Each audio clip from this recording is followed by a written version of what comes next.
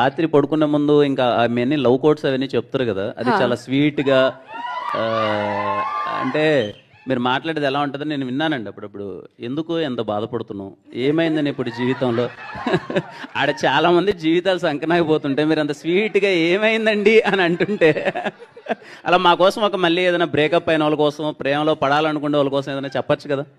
Okay, so ఒకవేళ మీ దగ్గర ఒక ఫ్లైట్ టికెట్ ఉందనుకుందాం. ఓకే, ఆ ఫ్లైట్ క్రాష్ అయిపోతుంది అని మీకు ముందే తెలిసింది అనుకుందాం. ఓకే, అయినా మీరు టికెట్ కొన్నాను, డబ్బులు పెట్టాను అని చెప్పి వెళ్ళి ఆ ఫ్లైట్ ఎక్కుతారా?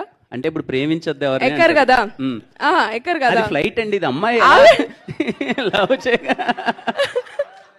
సో అలాగే ఏదైనా రిలేషన్షిప్ ఫెయిల్ అయిపోతే థింక్ దాట్ ఆ టికెట్ వేస్ట్ అయింది అని, వెళ్ళలేదు అని, ఇంటికి తిరిగి వెళ్ళిపోయాను, ఆ రోజు బతికిపోయాను, ఆ ఫ్లైట్ ఎక్కలేదు అని హ్యాపీగా ఫీల్ అవ్వండి. కానీ ఆ ప్రాసెస్లో ఎన్ని టికెట్స్ కొనింటామండి, అది ప్రాబ్లం కదా.